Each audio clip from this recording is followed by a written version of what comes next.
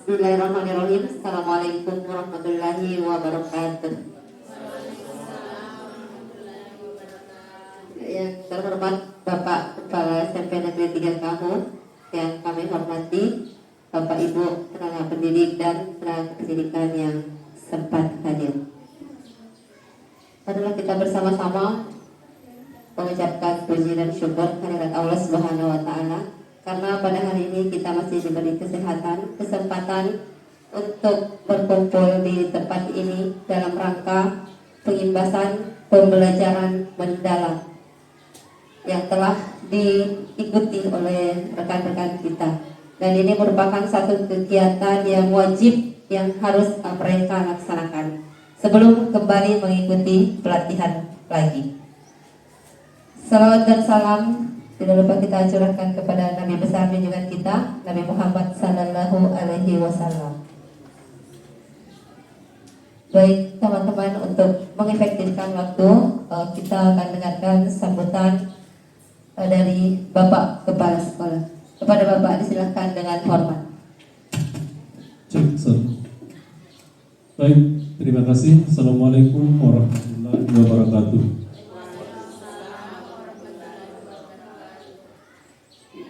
Bapak Ibu narasumber yang saya hormati, Bapak Ibu rekan-rekan pendidik dan tenaga pendidikan yang sempat hadir yang saya hormati, syukur alhamdulillah, mari kita senantiasa panjatkan kehadirat Allah Subhanahu wa taala. Salawat kepada Nabiullah Muhammad sallallahu alaihi wasallam. Mari kita senantiasa curahkan kepada beliau. Bapak Ibu yang saya hormati, hari ini kita akan mendapatkan penjelasan secara mendalam apa yang menjadi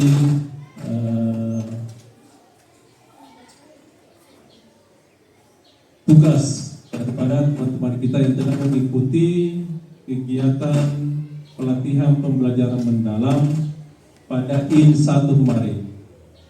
Nah, tentu salah satu tugasnya adalah mengimbaskan apa yang mereka dapat kepada kita semua, termasuk kepada saya, karena kepala sekolah itu belajar atau dilatih pembelajaran mendalam tapi tidak membahas RTP secara spesifik.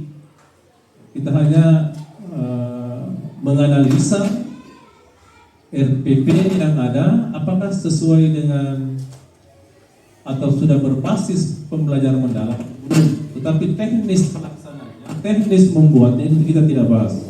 Oleh karena itu pada kesempatan ini teman-teman kita nanti akan membahas secara berantai. Mungkin sudah dibagi tugas karena ada beberapa modul yang mereka dapatkan. Kalau guru itu ada 7 modul yang dia bahas. Kalau kita pada sekolah itu hanya 5 modul.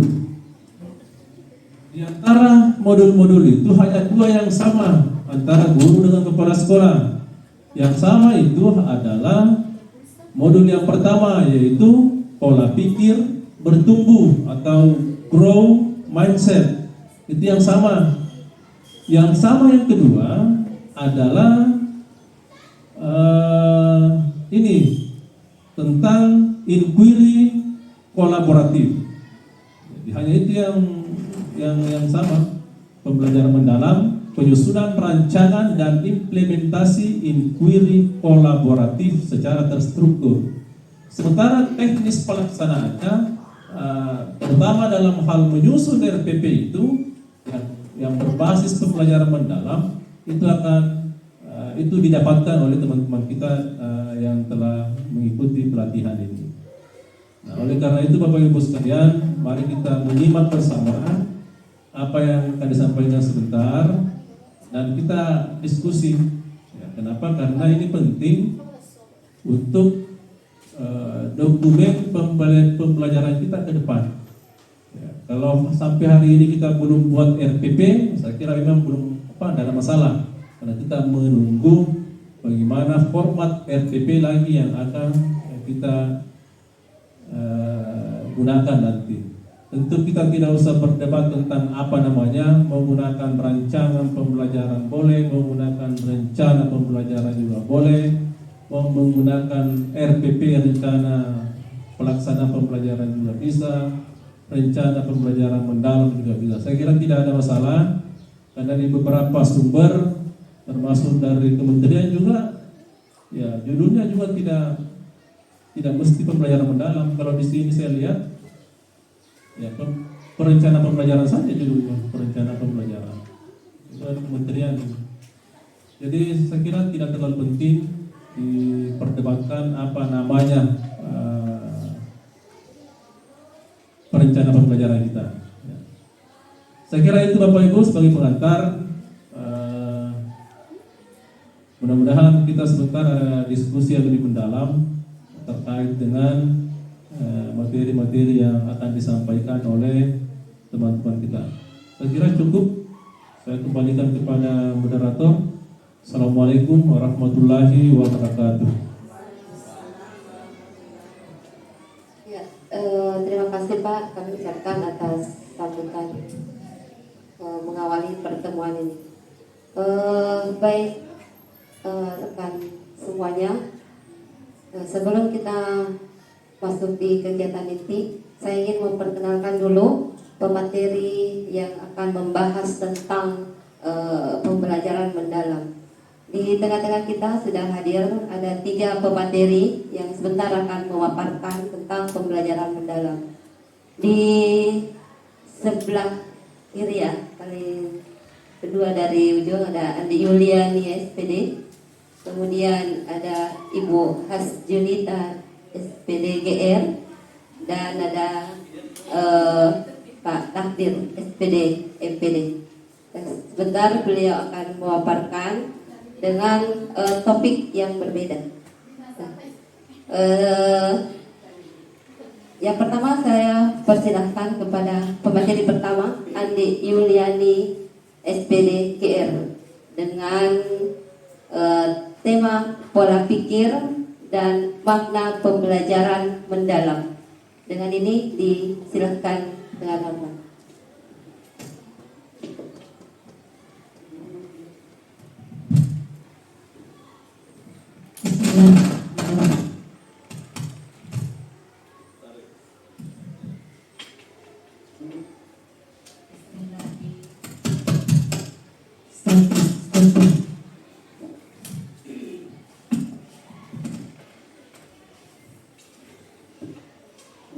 Bismillahirrahmanirrahim. Assalamualaikum warahmatullahi wabarakatuh. Yang terhormat Bapak Kepala UPT SMP Negeri 3 Kahu, yang saya hormati Bapak Ibu Wakil Kepala Urusan Kurikulum, Kesiswaan, Sarana dan Prasarana dan Humas, yang saya hormati Bapak Ibu tenaga pendidik dan tenaga kependidikan yang sempat hadir. Alhamdulillahirrabbilalamin, puji syukur kita panjatkan kehadirat Allah Subhanahu wa Ta'ala karena kita masih diberikan nikmat kesehatan, kekuatan dan kesempatan untuk mengikuti kegiatan pengimbasan pada hari ini.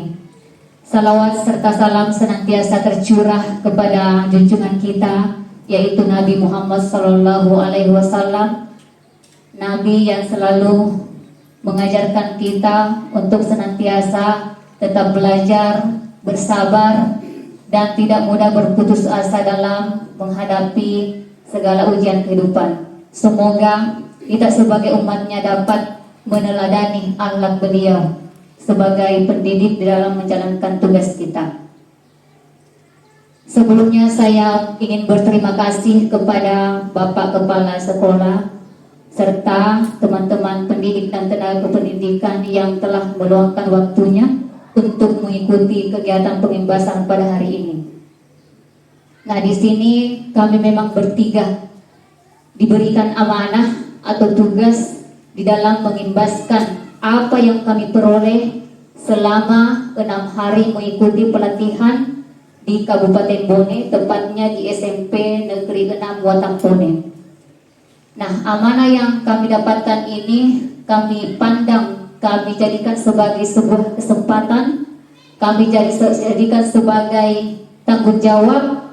Mudah-mudahan apa yang kita peroleh nantinya kita bisa berbagi dan belajar bersama, dan ilmu yang kami dapatkan bisa juga dirasakan oleh manfaatnya kepada teman-teman sekalian. Nah, baik Bapak Ibu, untuk mengefisienkan waktu langsung saja.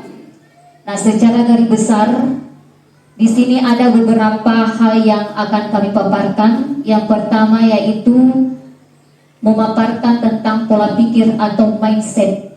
Nah, yang mana pola pikir atau mindset ini sebagai fondasi di dalam menentukan bagaimana cara kita bersikap, bagaimana cara kita bertindak di dalam menghadapi sebuah tantangan, khususnya dalam hal pembelajaran. Yang kedua, makna dari pembelajaran mendalam. Kemudian yang ketiga, kerangka pembelajaran mendalam yang memuat 8334. 8 itu kalau kita ingin mengingatnya lebih mudah, 7K 1P. Kemudian 3 prinsip pembelajaran mendalam itu kita ingat BBM saja, bukan bahan bakar minyak, tetapi berkesadaran, bermakna, dan menggembirakan. Kemudian 3 pengalaman belajar yang memuat tentang memahami, mengaplikasi, dan merefleksi. Dan yang terakhir adalah 4 kerangka pembelajaran, yaitu praktik pedagogik, lingkungan pembelajaran, kemitraan pembelajaran, dan pemanfaatan digital. Kemudian yang keempat, komponen pembelajaran mendalam, yang mana ini merujuk pada RPP atau perencanaan pembelajaran yang akan kita buat nantinya.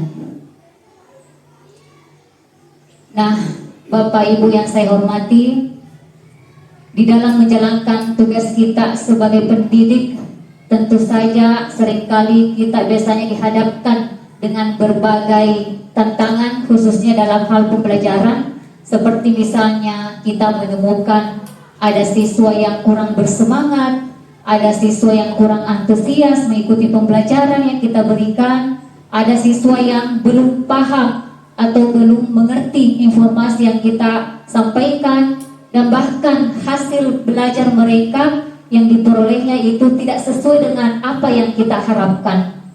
Nah, tentunya melihat tantangan seperti ini, kita sebagai guru, disinilah cara kita bagaimana kita berpikir, cara pandang kita terhadap menghadapi kesulitan seperti ini seperti apa. Nah, inilah yang akan nanti merujuk bagaimana kita menanamkan pola pikir atau mindset di dalam diri kita masing-masing.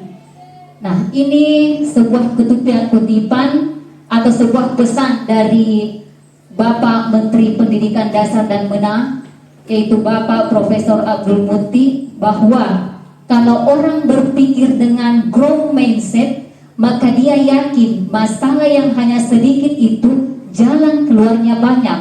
Karena itu jangan menyerah, jangan putus asa, dan yakinlah ada jalan keluarnya, itu pasti. Jadi sebelum kita memulai masuk ke dalam pembelajaran mendalam itu, nah kita harus memulainya, menanamkannya dulu tentang bagaimana pola pikir kita. Kita harus menanamkan diri kita tentang pola pikir bertumbuh. Supaya apa? Supaya kita bisa merealisasikan atau mewujudkan pembelajaran mendalam sesuai dengan yang seharusnya. Nah, di sini kenapa pola pikir adalah segalanya? Ya benar, pola pikir adalah segalanya. Sebagaimana pola pikir kita itu terbagi atas 2. Ada pola pikir tetap dan ada pola pikir bertumbuh. Nah, pola pikir ini yang akan mendikte bagaimana tindakan yang dilakukan serta bagaimana menentukan hasil yang diperoleh. Jadi mendikte berarti di sini pola pikir kita yang akan menyuruh atau memerintah cara kita untuk bertindak, bersikap, dan tindakan atau sikap yang kita lakukan itu akan bermuara pada hasil yang akan kita peroleh nantinya. Ya, jadi saya ulang kembali bahwa pola pikir itu ada dua, growth mindset dan fixed mindset. Growth mindset atau pola pikir bertumbuh merujuk pada keyakinan bahwa kecerdasan dan keterampilan bisa dikembangkan lewat belajar dan berusaha. Sedangkan fixed mindset atau pola pikir tetap merujuk pada keyakinan bahwa kecerdasan dan keterampilan itu bersifat tetap yang tidak banyak bisa diubah. Nah, kita sebagai manusia pada hakikatnya selalu dihadapkan pada dua bisikan batin. Ada bisikan batin tentang suara pola pikir tetap dan ada juga suara pola pikir bertumbuh. Nah, kita melihat contoh di sini pada tabel di atas, suara pola pikir tetap. Contohnya, kalau saya gagal berarti saya tidak mampu. Berarti di sini ada kata-kata menyerah karena tidak mampu. Sementara suara pola pikir bertumbuh mengatakan kalau saya gagal berarti saya harus belajar dan mau mencoba lagi. Kemudian yang kedua, saya akan menolak saat menerima tugas yang belum pernah saya kerjakan, sebab resiko untuk gagal akan besar. Sedangkan pola pikir bertumbuh, di sini saya akan menerima pekerjaan yang belum pernah saya kerjakan, sebab ini adalah peluang untuk belajar dan mengembangkan potensi diri. Yang ketiga, kesalahan menunjukkan kelemahan saya, sehingga harus dihindari demi menjaga nama baik. Kemudian suara pola pikir bertumbuh, kesalahan merupakan sebuah proses belajar dan peluang untuk meningkatkan potensi diri kita.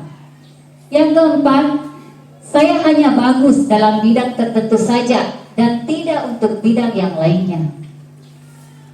Untuk suara pola pikir bertumbuhnya yaitu saya bisa belajar apapun juga yang saya mau, termasuk hal-hal yang sangat sulit sekalipun. Dan yang terakhir adalah suara pola pikir tetap, kecerdasan dan kemampuan adalah segalanya dan akan menjadi faktor yang akan menentukan sukses tidaknya seseorang. Untuk suara pola pikir bertumbuh, belajar dan berusaha adalah faktor kunci yang akan menentukan sukses tidaknya seseorang. Nah, dari sinilah kita bisa melihat Bapak Ibu perbandingan dari suara pola pikir di sini. Nah, di sini kita bisa memilih apakah kita mau berada pada suara pola pikir tetap atau kita akan memilih suara pola pikir bertumbuh. Kalau kita memilih suara pola pikir tetap, berarti kita hanya berpikir untuk membatasi diri. Berarti kita sudah menyerah, belum berbuat sudah menyerah. Kemudian takut akan kegagalan, tidak berani mencoba dan tidak mau melakukan hal-hal yang sifatnya menantang. Kalau suara pola pikir bertumbuh berarti kita selalu menguatkan keyakinan kita bahwa kemampuan bisa berkembang melalui usaha, ketekunan, dan belajar tentunya. Jadi inilah nantinya yang akan kita terapkan di dalam pembelajaran mendalam. Karena sebagaimana kita melihat bahwa setiap siswa itu memiliki karakter yang beda-beda. Dalam satu kelas itu pasti ada yang mudah paham, ada juga yang butuh bimbingan, dan ada juga yang memang belum terbentuk atau belum memahami secara penuh apa yang kita sampaikan. Nah, disinilah kita sebagai guru harus memiliki pola pikir growth mindset atau berpikir bertumbuh. Supaya apa? Supaya kita bisa menularkan kepada anak-anak kita untuk tidak takut gagal, kemudian berani untuk berbicara, berani tampil. Nah, itu semuanya yang harus kita tanamkan kepada mereka. Baik, jadi itu tadi terkait dengan pola pikir. Nah, sekarang kita akan masuk pada makna dari pembelajaran mendalam. Nah, pembelajaran mendalam merupakan pendekatan yang memuliakan dengan menekankan pada penciptaan suasana belajar dan proses pembelajaran yang memiliki 3 prinsip, yaitu berkesadaran, bermakna, dan menggembirakan melalui pendekatan humanis, yaitu olah pikir, olah hati, olah rasa, dan olahraga secara holistik atau secara menyeluruh dan terpadu. Nah, Bapak Ibu sekalian, jadi untuk penerapan pembelajaran mendalam di kelas, prinsip utama yang harus kita pahami, yang harus kita junjung adalah konsep memuliakan. Bagaimana itu konsep memuliakan? Konsep memuliakan di sini adalah di mana semua pihak yang terlibat, baik guru maupun siswa, saling menghargai satu sama lain tanpa membeda-bedakan latar belakang yang dimiliki oleh peserta didik, dan saling menghormati dengan mempertimbangkan potensi, martabat, dan nilai-nilai kemanusiaan. Nah, lalu bagaimana bentuk pembelajaran mendalam yang akan kita terapkan di kelas? Nah, bentuk pembelajaran mendalam itu harus memiliki 3 rasa, harus memiliki 3 prinsip. Yang pertama adalah berkesadaran. Apa itu berkesadaran dalam penerapannya di kelas? Berkesadaran ini maksudnya adalah siswa sadar mengapa dia harus belajar. Siswa sadar mengapa kita harus memahami materi yang diajarkan Bapak Ibu guru kita. Siswa sadar bahwa materi yang akan diajarkan itu ada kaitannya dengan pengalaman kehidupan mereka. Nah, itu yang dimaksud dengan berkesadaran. Kemudian yang kedua, bermakna. Bermakna di sini adalah materi yang kita ajarkan itu ada kaitannya dengan pengalaman sehari-hari siswa. Agar pembelajaran itu bermakna dan mudah dipahami dan mudah membekas di hati atau di pikiran siswa kita, makanya dia harus sifatnya apalagi kontekstual, harus sesuai dengan apa yang dia lihat di sekitarnya. Itu yang dimaksud dengan bermakna. Kemudian menggembirakan. Menggembirakan di sini Bapak Ibu bukan berarti bahwa seberapa sering Bapak Ibu guru melakukan ice breaking. Menggembirakan di sini bukan seberapa sering anak-anak kita tertawa. Bukan seperti itu, tetapi menggembirakan di sini ketika siswa merasa dihargai, merasa dihormati dengan latar belakang mereka yang berbeda-beda. Kemudian pembelajaran yang kita berikan ada kaitannya dengan kehidupan nyata mereka. Kemudian yang ketiga, siswa merasa dia mampu. Karena apa? Kita membimbing mereka selama pembelajaran. Kita memberikan motivasi kepada mereka. Kita menanamkan mindset kepada mereka bahwa kalau kamu salah, kamu belum di sana, pasti kamu akan mendapatkan keberhasilan. Kamu dapat menyelesaikan soal perhitungan misalnya. Yang penting ada usaha.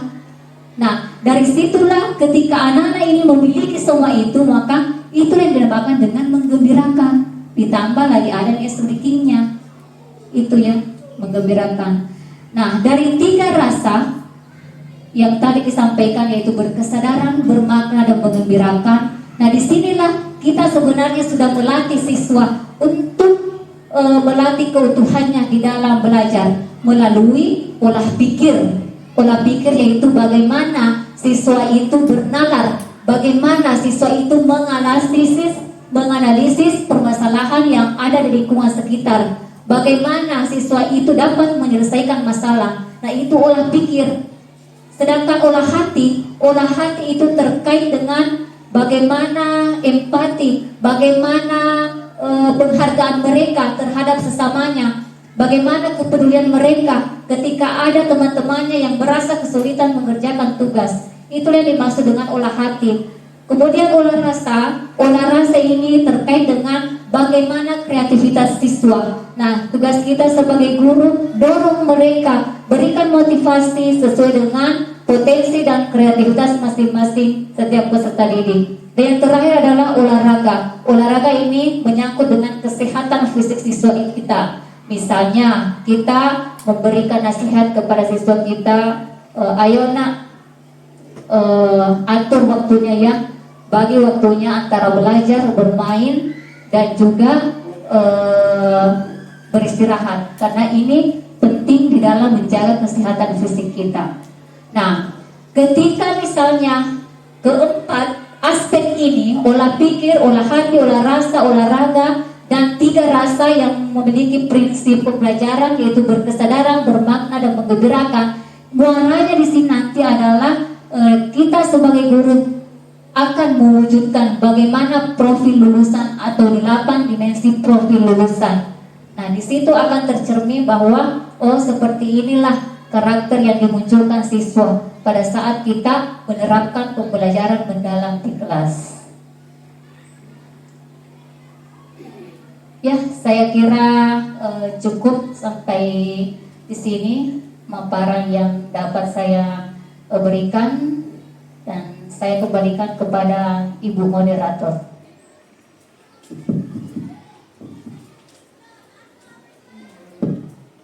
Ya, itulah tadi pemaparan dari Ibu Andi Yuliani sebagai pemateri pertama, di mana beliau memaparkan tentang pola pikir dan makna pembelajaran mendalam. Ya, setelah kita mendengar penjelasan beliau, ternyata pola pikir itu terdapat 2, yaitu growth mindset, pola pikir bertumbuh, dan fixed mindset atau pola pikir tetap. Berdasarkan apa yang kita dengarkan, bahwa ada perbedaan antara growth mindset dan fixed mindset, dan tentunya kita dituntut untuk melaksanakan growth mindset. Kemudian untuk makna pembelajaran mendalam, di sini ada bentuk pembelajaran mendalam yang memiliki 3 rasa, yaitu berkesadaran, bermakna, dan menggembirakan. Ya, saya kira ini sudah kita laksanakannya, tetapi lebih dipermantap lagi bagaimana berkesadaran, bagaimana pembelajaran bermakna, dan menggembirakan. Ya, kami ucapkan terima kasih kepada pemateri pertama, dan teman-teman yang ingin bertanya itu bisa ditulis-tulis pertanyaannya. Nanti kita akan bertanya setelah para pemateri selesai memaparkan.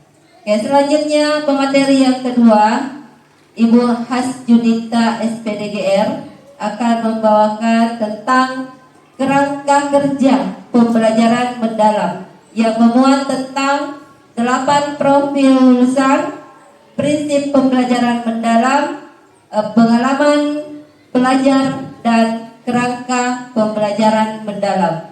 Dengan ini kami persilahkan dengan hormat.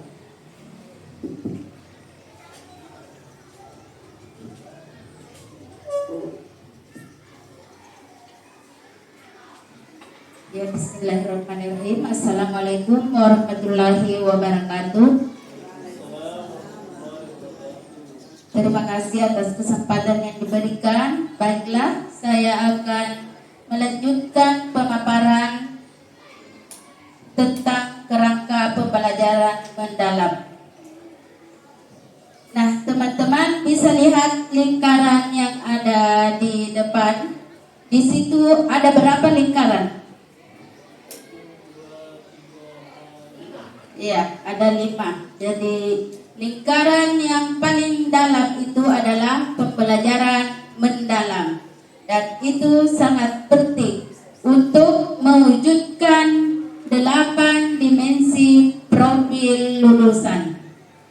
Yang mana 8 ini saya kira teman-teman sudah hafal semua. Sudah hafal atau belum? Belum.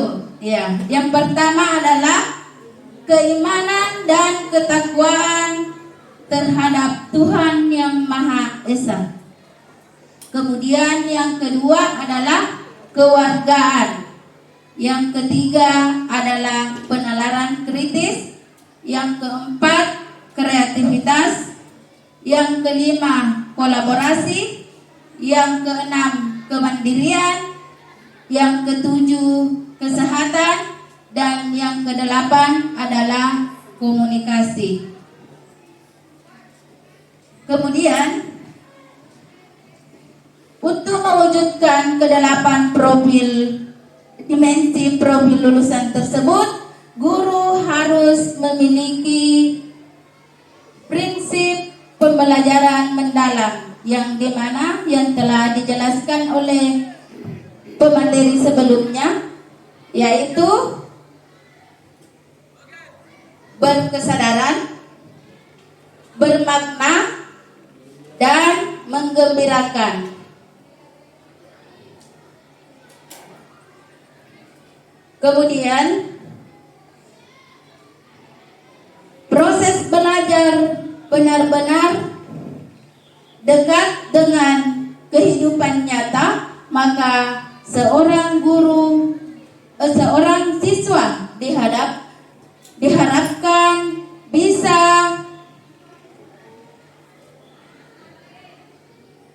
menghadirkan 3 pengalaman belajar, yaitu memahami, mengaplikasi, dan merefleksi.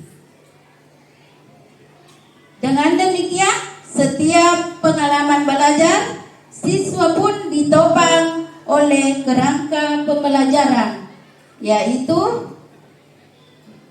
praktik pedagogis, lingkungan pembelajaran, kemitraan pembelajaran, dan pemanfaatan digital. Baiklah, saya akan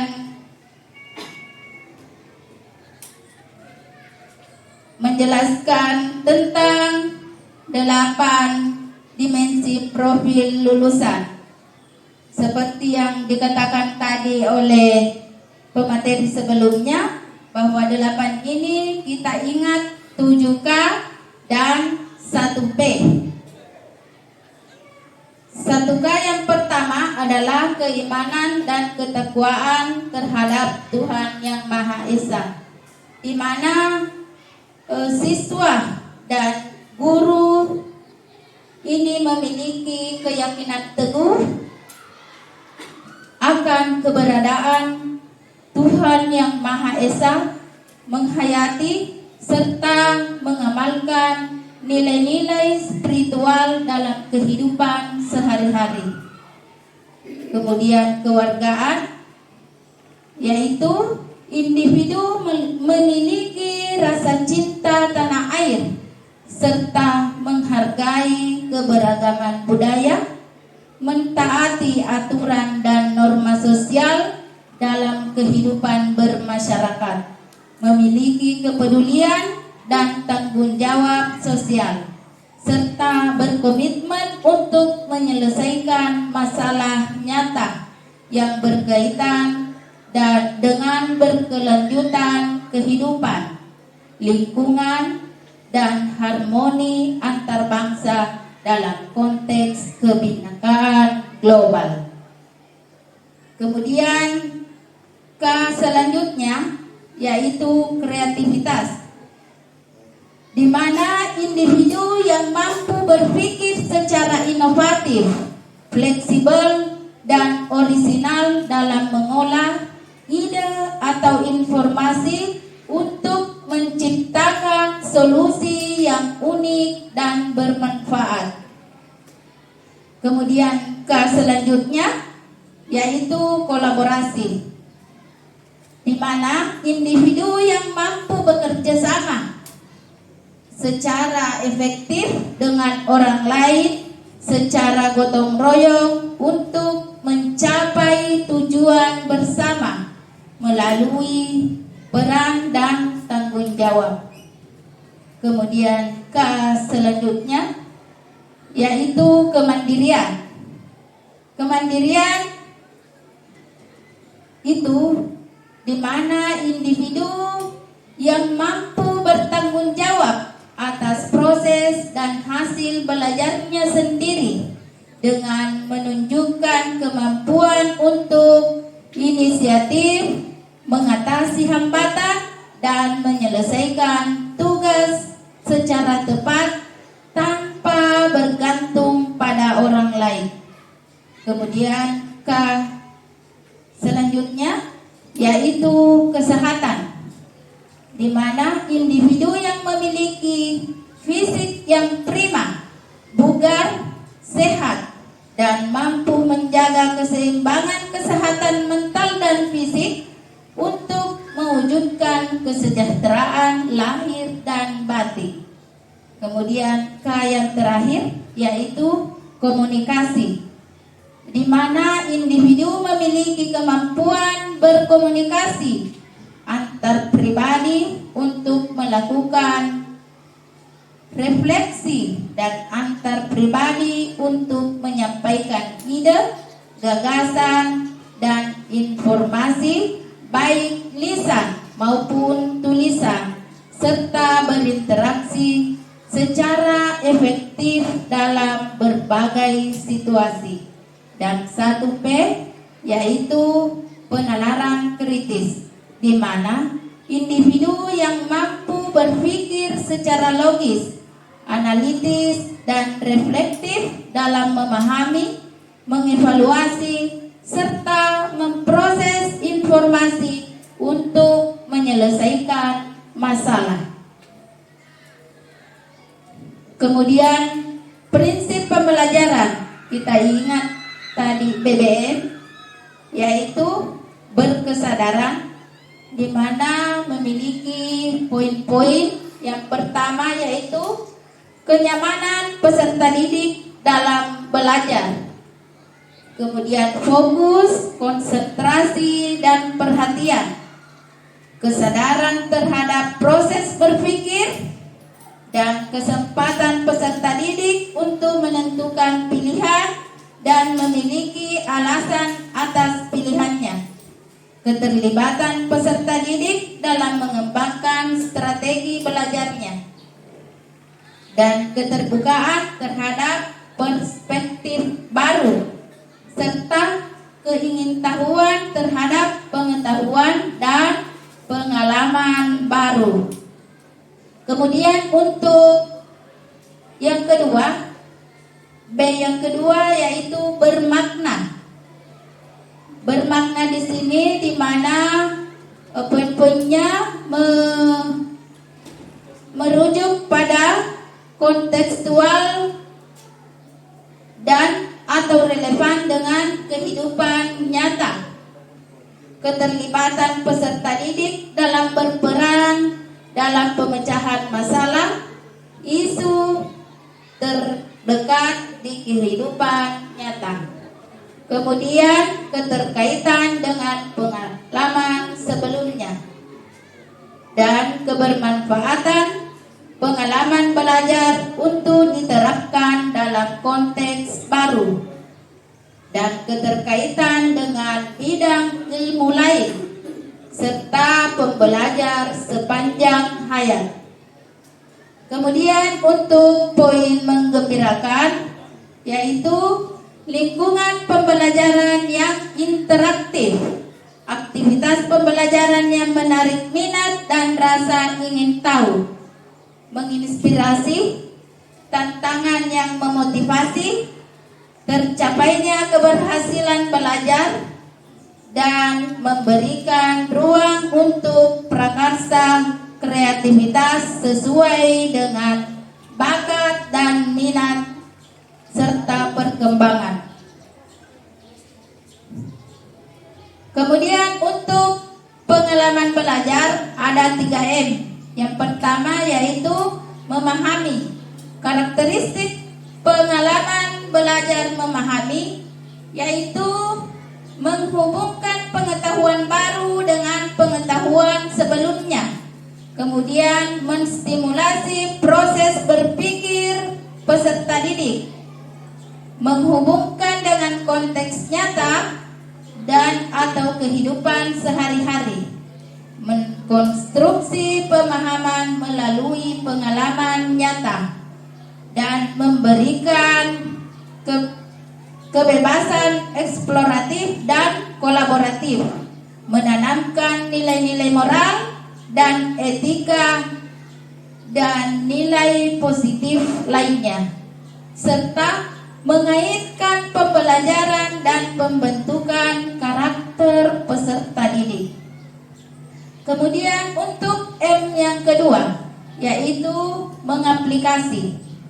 Karakteristik pengalaman belajar mengaplikasi yaitu menghubungkan konsep baru dengan pengetahuan sebelumnya, menerapkan pengetahuan ke dalam situasi nyata atau bidang lain, melakukan praktik pemecahan masalah atau isu yang kontekstual dalam kehidupan, dan mengembangkan pemahaman dengan eksplorasi lebih lanjut, serta berpikir kritis, menghubungkan ide-ide dan mencari solusi inovatif berdasarkan pengetahuan yang ada. Kemudian untuk M yang ketiga, yaitu merefleksi. Karakteristik pengalaman belajar merefleksi yang pertama yaitu memotivasi diri sendiri untuk belajar bagaimana cara belajar. Refleksi terhadap pencapaian tujuan pembelajaran atau evaluasi diri, menerapkan strategi berpikir, dan memiliki kemampuan metakognisi, yaitu meregulasi diri dalam pembelajaran serta meregulasi emosi dalam pembelajaran. Kemudian untuk kerangka pembelajaran ada 4. Yang pertama yaitu praktik pedagogis, di mana strategi mengajar yang dipilih guru untuk mencapai tujuan belajar dalam mencapai dimensi profil lulusan, yaitu yang 8 tadi. Untuk mewujudkan pembelajaran mendalam, guru berfokus pada pengalaman peserta didik yang autentik, mengutamakan praktik nyata, mendorong keterampilan berpikir tingkat tinggi dan kolaborasi. Kemudian yang kedua adalah kemitraan pembelajaran.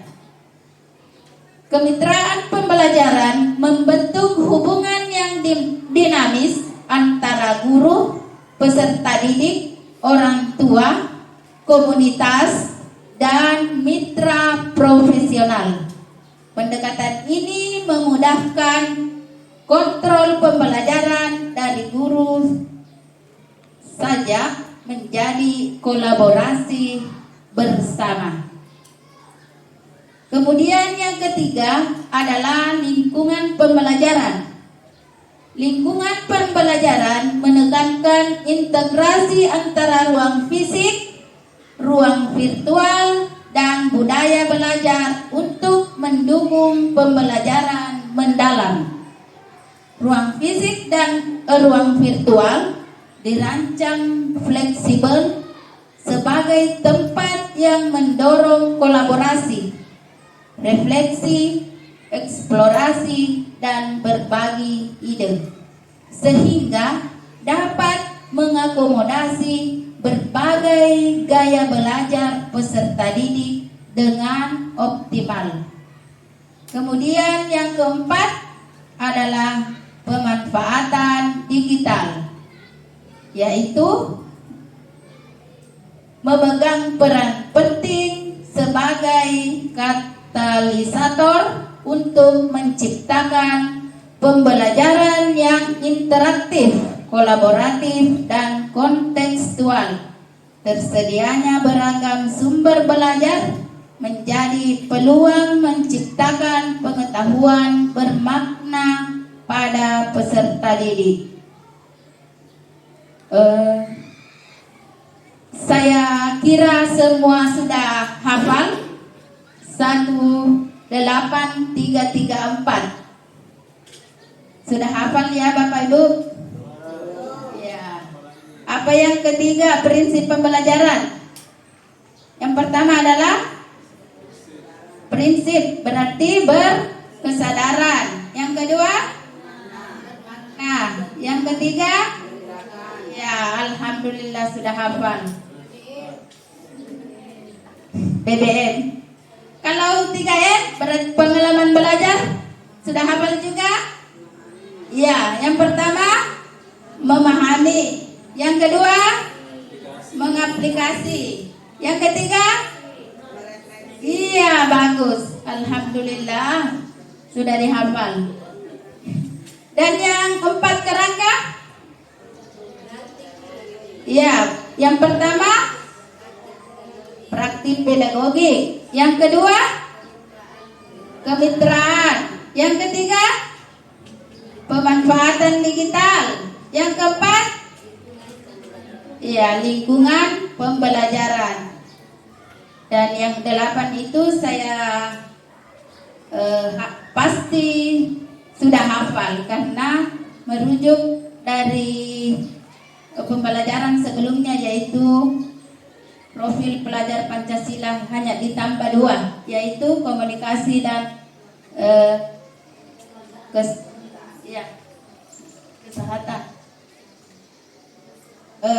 Saya kira cukup sampai di sini dan akan dilanjutkan oleh teman kami. Saya kembalikan kepada Ibu Moderator. Ya, terima kasih kepada Ibu GR Hasjunita SPD atas pemaparannya terkait kerangka kerja pembelajaran mendalam. Saya sangat tertarik dengan singkatan-singkatan yang diberikan untuk mengenal 8 dimensi profil lulusan, kemudian prinsip pembelajaran mendalam, pengalaman belajar, dan kerangka pembelajaran mendalam. Di sini juga diperjelas bagaimana kita bisa mengingat semua yang dipaparkan, mulai dari 8 profil lulusan yang disingkat dengan 7K 1P. Ya, jadi kalau kita mau mengingat supaya tidak lupa, ya 7K-nya di depan dan 1P-nya di belakang, yaitu penalaran kritis. Kemudian yang kedua, prinsip pembelajaran ada BBM. Ya, kalau kita mau mengingat, ingat saja BBM, yaitu berkesadaran, bermakna dan menggembirakan. Kemudian tentang pengalaman belajar, yaitu 3M, bukan menguras ya, tetapi memahami, mengaplikasi, dan merefleksi. Dan yang keempat, ada 4 kerangka pembelajaran mendalam, yaitu praktik pedagogis, kemitraan pembelajaran, lingkungan pembelajaran, dan pemanfaatan digital. Dan tadi yang disebutkan di awal tentang 8334, ternyata ini maksudnya. Ya, 8 profil dimensi lulusan, 3 prinsip pembelajaran, 3 pengalaman belajar, dan 4 kerangka pembelajaran. Ya, demikian pemaparan tadi dari pemateri kedua. Selanjutnya kita dengarkan pemaparan dari pemateri ketiga, yaitu Pak Takdir SPD MM, dengan topik asesmen dan komponen pembelajaran mendalam. Dengan ini disilahkan dengan hormat.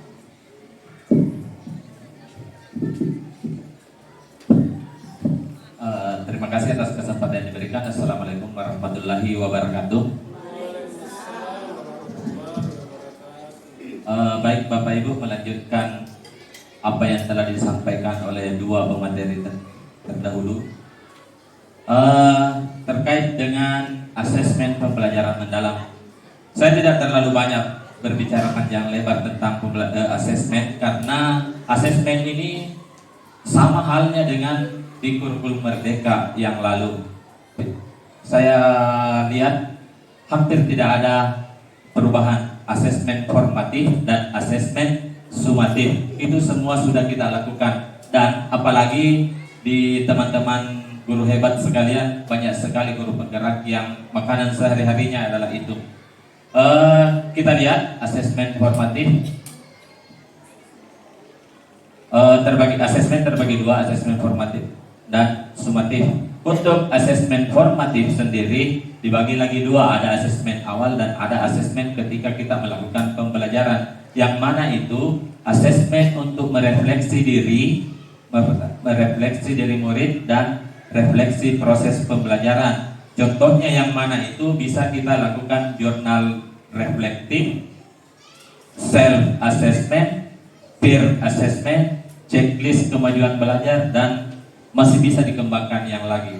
Kemudian untuk assessment for learning atau assessment untuk proses pembelajaran, yang mana itu contohnya bisa peta konsep, umpan balik formatif, classroom assessment teknik, observasi, dan masih bisa dikembangkan lagi.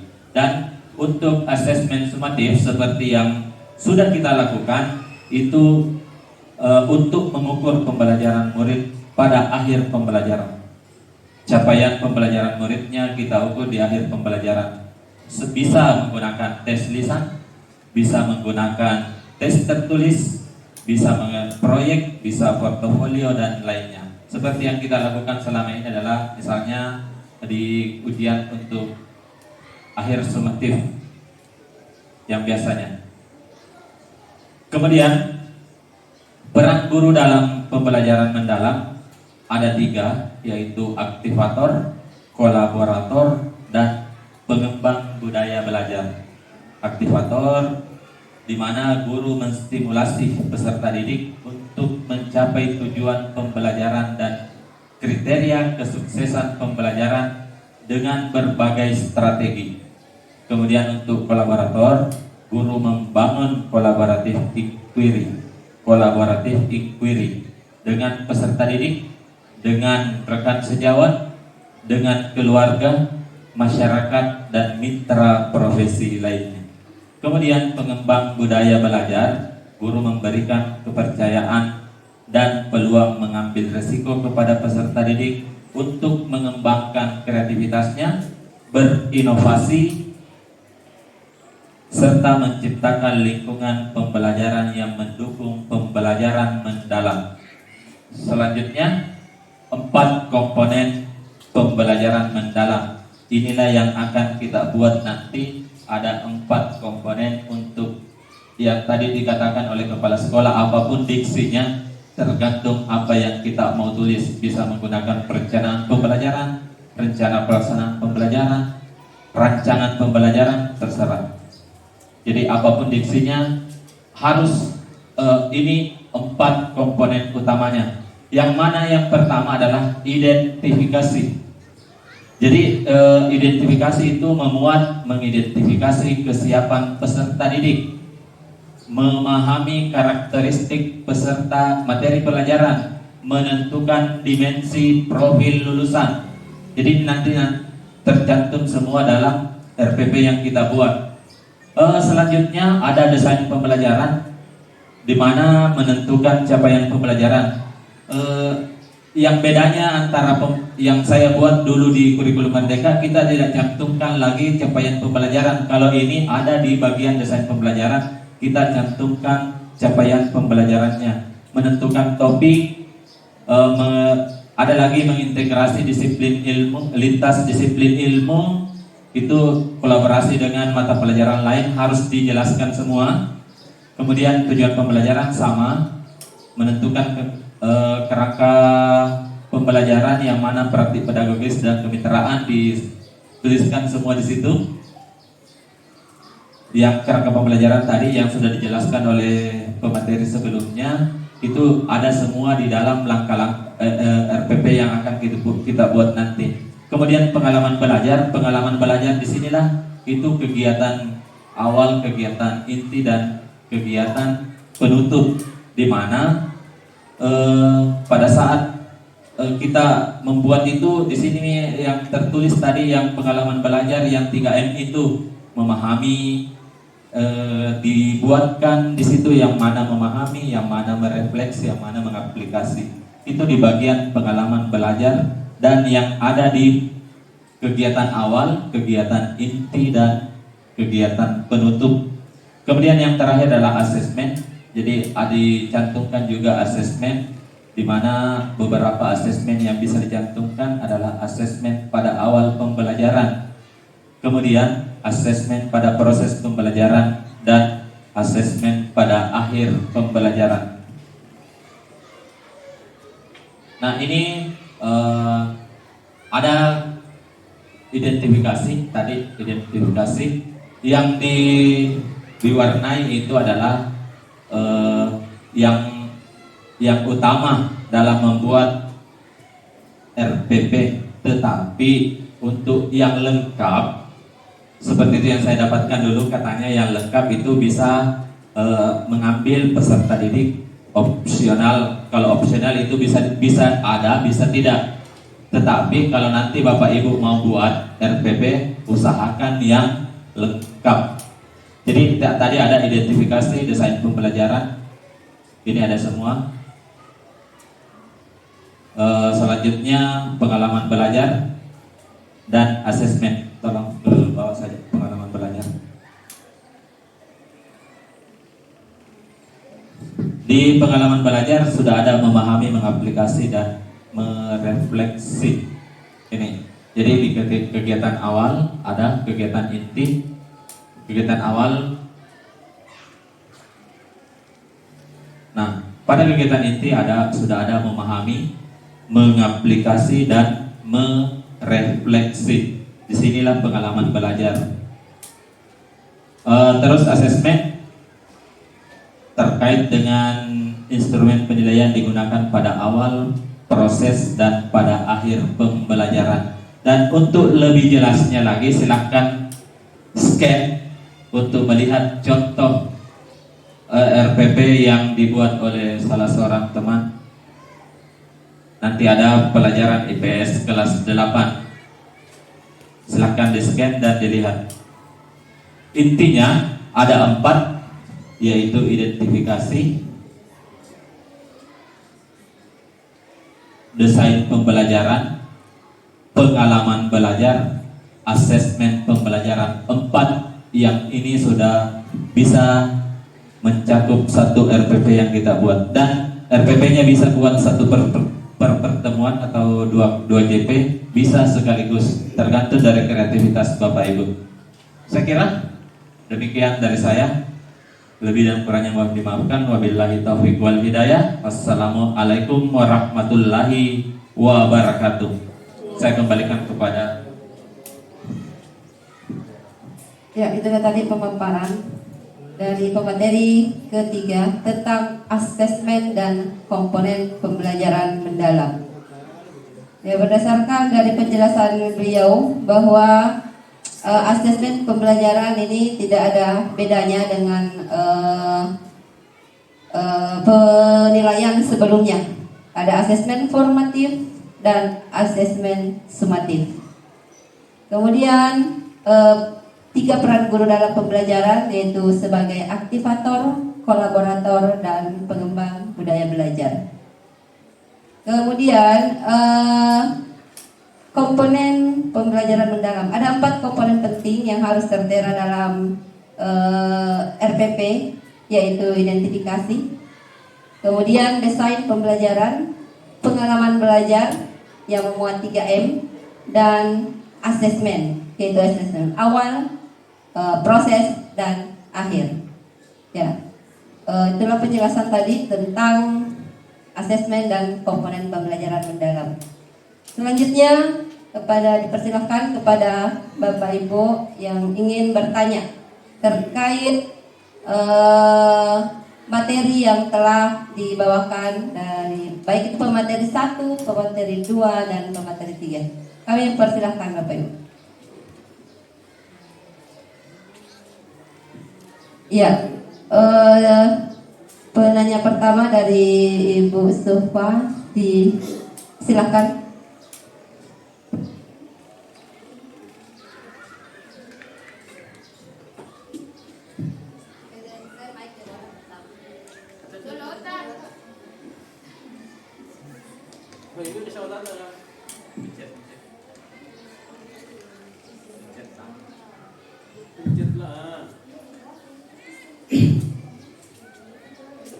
Terima kasih atas kesempatan yang diberikan kepada saya.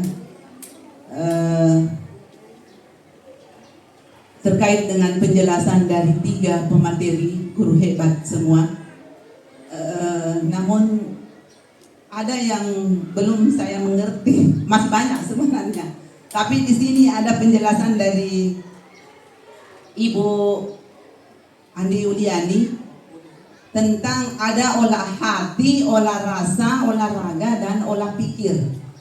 Yang saya belum mengerti, apakah semua olah hati, olah raga, dan olah pikir ini semua memuat mata pelajaran atau maksudnya saya begini, mata pelajaran matematika, apakah semua olah ini ada di dalamnya? Ada olah rasa, ada olah pikir, ada olah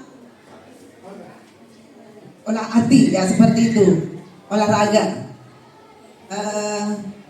Ataukah contoh yang Bapak Ibu bisa berikan kepada saya, di mana dimasukkan olah hati, olah rasa ini di RPP yang ada tadi 4 komponen, yang itu identifikasi, desain pembelajaran, pengalaman belajar, dan asesmen pembelajaran. Di mana dimasukkan, atau semua olah ini digunakan di semua mapel? Ya, itu yang saya tidak pahami. Masih banyak sebenarnya yang saya tidak pahami, tapi itu ya yang mendasar yang saya tidak mengerti. Hanya itu yang dari saya. Assalamualaikum warahmatullahi wabarakatuh. Waalaikumsalam warahmatullahi wabarakatuh. Ya, kita tampung dulu ya pertanyaan pertama. Dipersilahkan kepada pertanyaan berikutnya. Bapak Ibu yang ingin bertanya, silakan.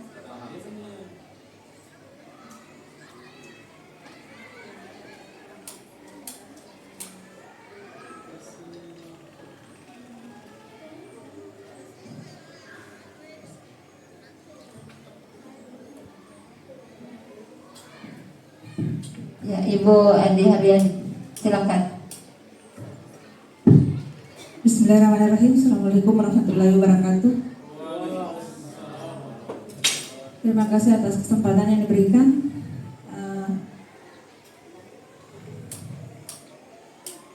Yang menjadi pertanyaan saya,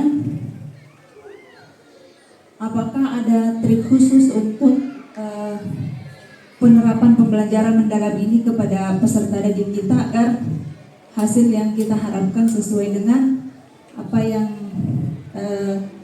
menjadi tujuan dari pembelajaran mendalam ini? Karena kalau selama ini yang kita gunakan kan saya kira sudah bagus, atau misalnya apakah ada kelebihan dibanding dengan kurikulum yang kita terapkan sebelumnya? Terima kasih. Ya, terima kasih. Ini pertanyaan yang kedua, apakah ada trik khusus pembelajaran mendalam kepada peserta didik agar mencapai tujuan? Ya, selanjutnya penanya berikutnya.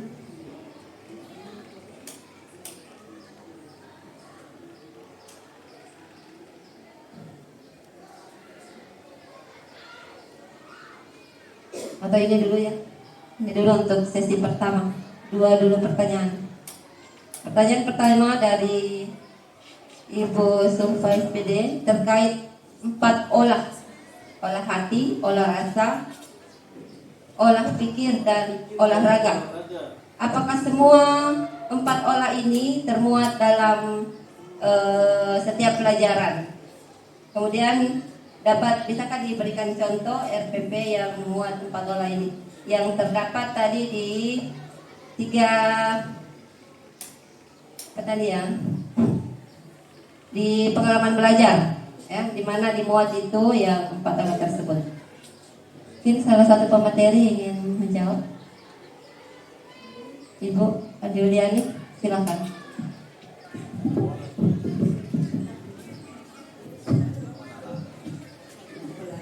Baik, saya akan menjawab pertanyaan dari Ibu Sulfa terkait dengan 4 aspek olah pikir, olah hati, olah rasa, dan olahraga. Apakah keempat olah ini bisa diterapkan atau diterapkan semua untuk mata pelajaran. Kemudian bagaimana penempatan keempat olah ini dalam merancang sebuah pembelajaran atau RPP. Baik, saya akan jawab pertanyaannya. Ya, jadi 4 aspek ini, baik itu olah pikir, olah hati, olah rasa, dan olahraga, menurut saya semuanya masuk ke dalam mata pelajaran. Mengapa? Karena contoh misalnya saya membahas olah pikir. Olah pikir ketika misalnya saya sampaikan tadi bahwa olah pikir itu dia fokus bagaimana siswa itu dapat memecahkan sebuah masalah.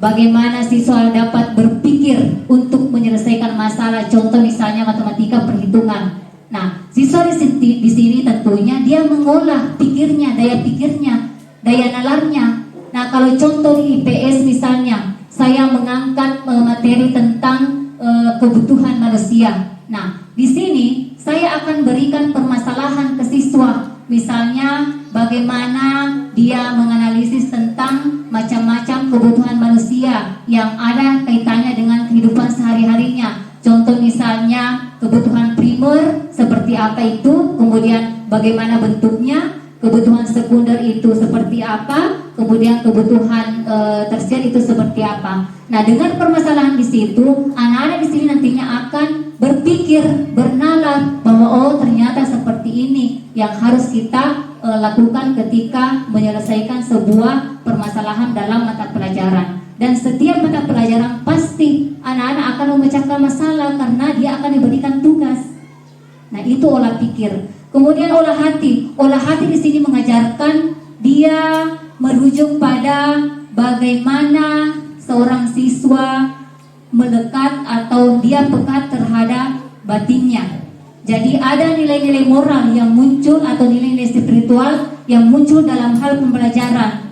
Contoh misalnya aktivitas pembelajaran yang kita lakukan di kelas. Nah, di sini kita tentunya menilai bahwa oh ini si A, dia ternyata ada penghargaan atau dia bisa menghormati teman-temannya pada saat belajar.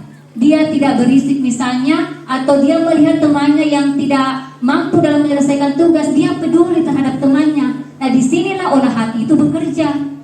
Nah, ini tentunya setiap mapel selalu melihat itu, olah hatinya anak-anak seperti apa.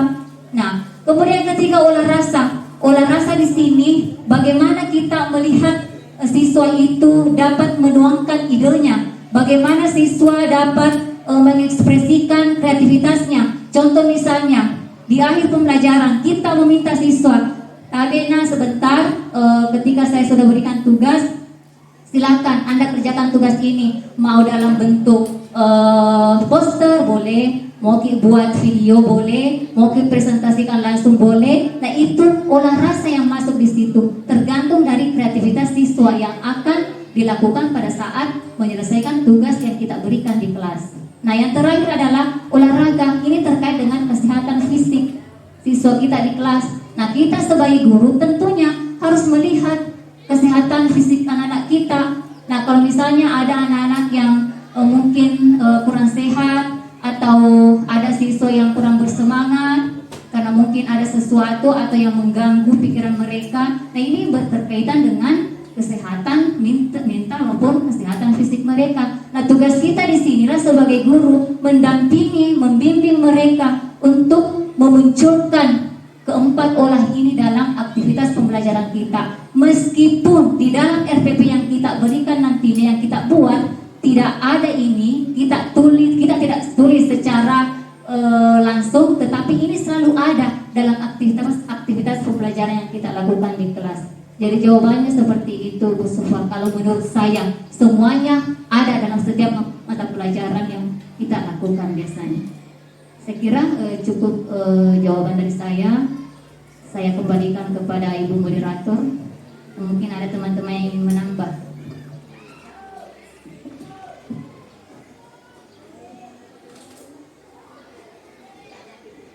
Ya, terkait tadi pertanyaan Bu Sufa tentang 4 olah, bahwa semuanya masuk dalam mapel. Semua masuk dalam mapel. Dan adapun di RPP ini tidak dimunculkan yang mana termasuk olah rasa, olah pikir dan yang lain. Tetapi tetap ada dalam pembelajaran, dalam proses pembelajaran. Bagaimana? Puas? Terima kasih. Ya.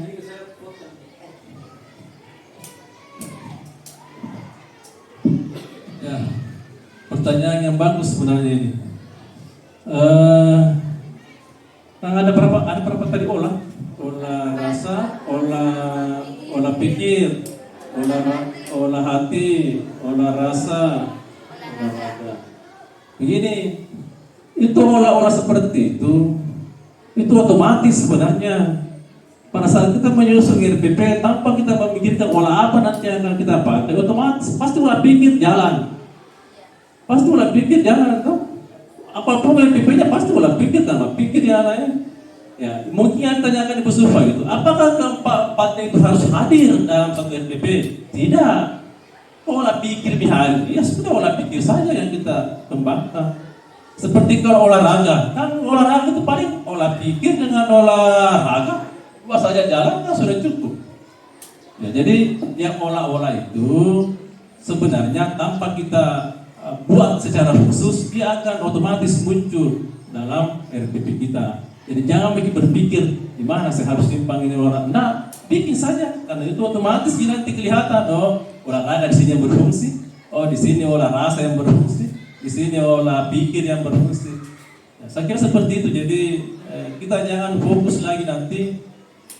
Beda kalau DPL dimensi profil lulusan di checklist. Nanti kan ya, bisa ditampilkan ada kan di checklist. Oh, ini RPP 1 menyasar 4 DPL. Di checklist nih 4 DPL itu. Kan RPP kan bisa saja RPP 1 ada berapa pertemuan? Bisa saja 3 pertemuan, 4 pertemuan. Kita sasar di situ apa sasarannya. Kalau dulu kan apa namanya dulu itu profil pelajar Pancasila. Itu ada bedanya kemarin. Kalau kemarin namanya profil pelajar Pancasila yang 6 itu di checklist yang mana yang menjadi sasaran, yang mana menjadi tujuan akhir. Kalau sekarang DPL saya lihat di berbagai format dimunculkan semua yang 8 tinggal di checklist. Di checklist. Boleh seperti itu, boleh juga tidak begitu, tulis 1, 2, 3. Ini 3 DPL yang saya mau tuju untuk RPP 1. Sudah selesai. Begitu saja. Jadi jangan kita terlalu terikat dengan model jadi kalau olah-olah itu tidak usah kita bahwa di sini muncul, enggak. Dia akan otomatis ada di setiap RPP tanpa dibuat, dia akan otomatis karena olah pikir pasti jalan. Jadi begitu anunya. Kemudian yang kedua tadi, tidak mesti semua olah-olah itu hadir di setiap RPP. Ya, kemarin juga dijelaskan itu. Kalau hanya satu olah yang hadir, ya satu saja. Yang penting kan kita bisa menjelaskan kalau ditanya. Di ini RPP pertemuan 1 olah apa di sini yang banyak berfungsi. Yang penting kan bisa menjawab olah pikir. Kalau matematika pasti olah pikir yang paling banyak. Kalau seni pasti olah rasa, olah hati, kan seperti itu. Sama dengan PKN, agama, mungkin juga olah hati di situ juga banyak. Jadi itu sangat karakteristik sesuai dengan mata pelajaran kita masing-masing. Yang penting tidak mesti kita keempat olah itu harus hadir di setiap RPP. Saya kira itu untuk pertanyaan Mustafa. Saya kembali ke Bu Diros, silakan.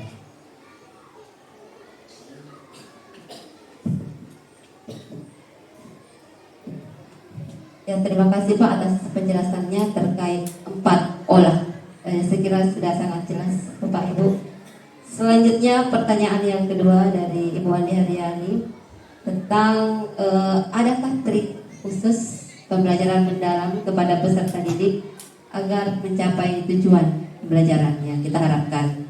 Yang mungkin di sini adalah tentang kelebihan dibandingkan dengan kurikulum sebelumnya. Ada pemateri yang ingin menjawab, silakan Ibu Hasjuditas.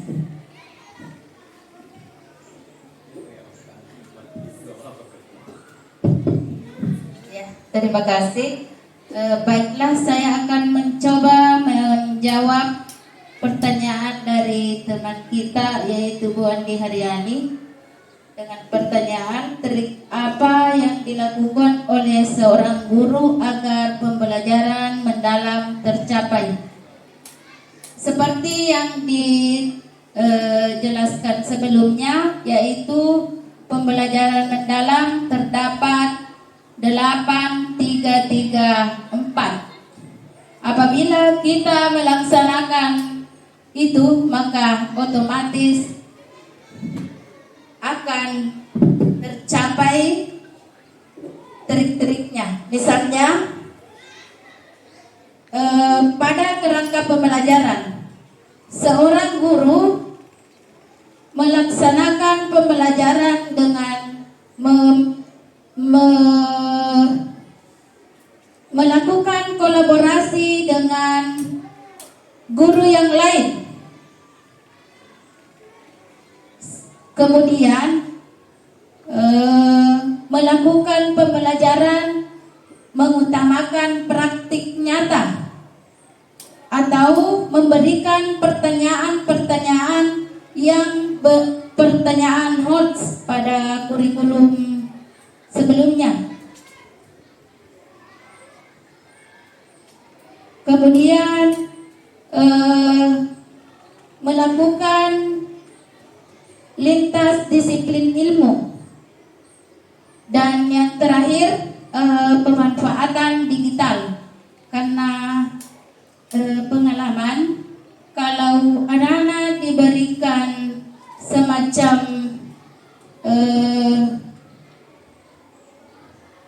asesmen dengan menggunakan aplikasi misalnya Quizzes atau aplikasi yang lain, maka anak-anak lebih antusias untuk mengerjakan dibanding dengan menulis atau tes lisan.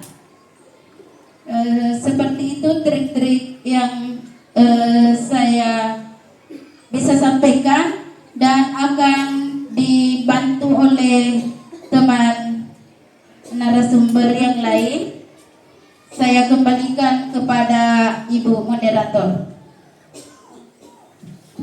Mungkin ada yang bisa memperjelas atau menambahkan, Pak Tafsir. Baik, terima kasih atas kesempatan yang diberikan. Terkait dengan pertanyaan teman kita, adakah trik khusus yang harus dilakukan oleh guru agar pembelajaran mendalam tercapai?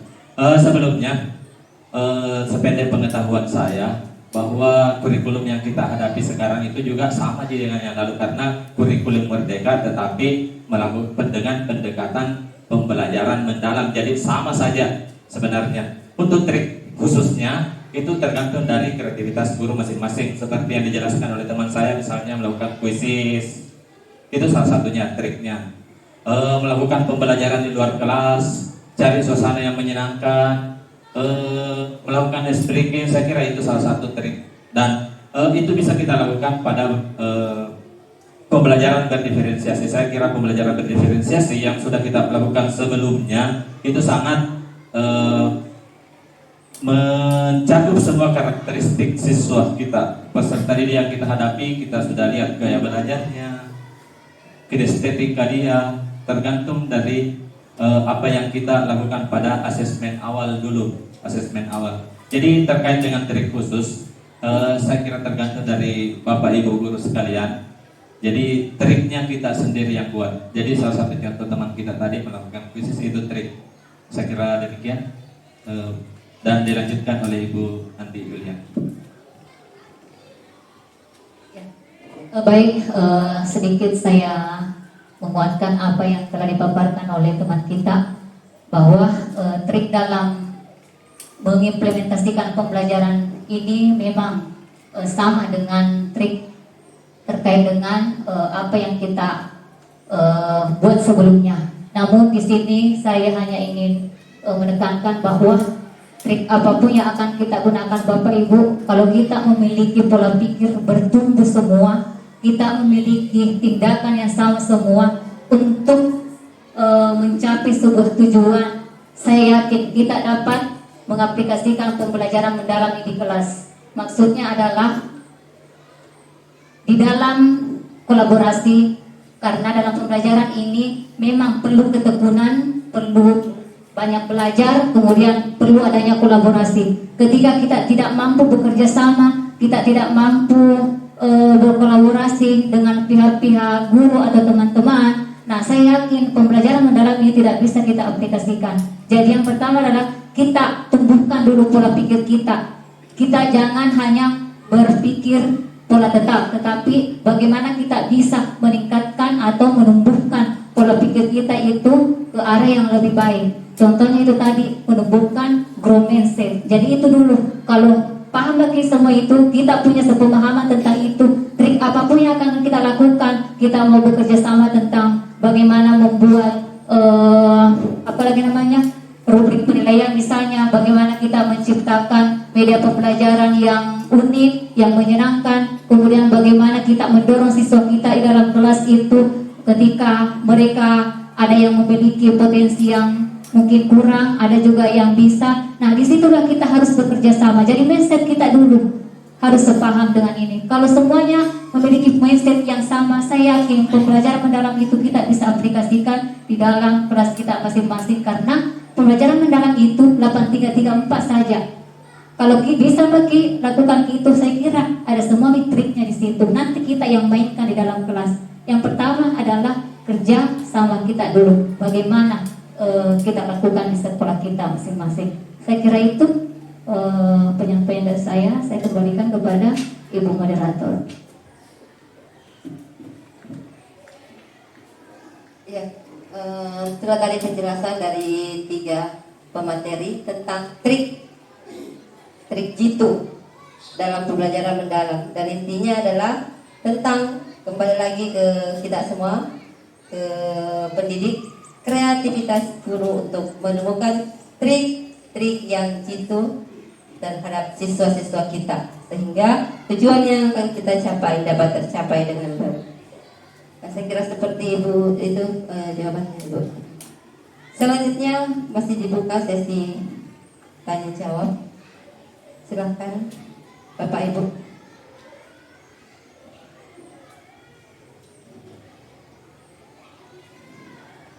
Ada yang belum dipahami tadi, silahkan ditanyakan terkait makna pembelajaran mendalam, kerangka, kemudian tentang asesmen. Terkadang kita juga di sini pusing dengan asesmen walaupun sering dilakukan.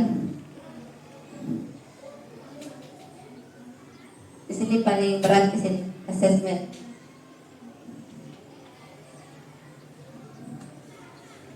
Ataukah ada lagi? Nanti pada saat kita buat baru ada kendala, baru ditanyakan kembali. Ya, mungkin seperti itu.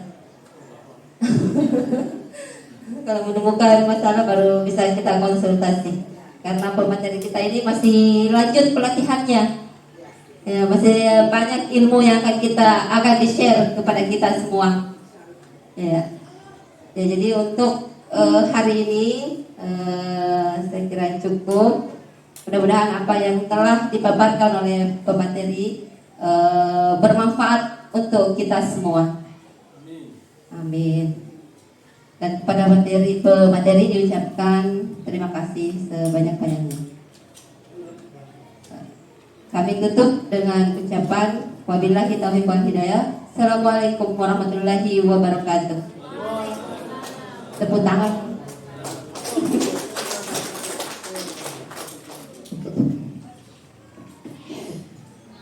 Ini sudah di luar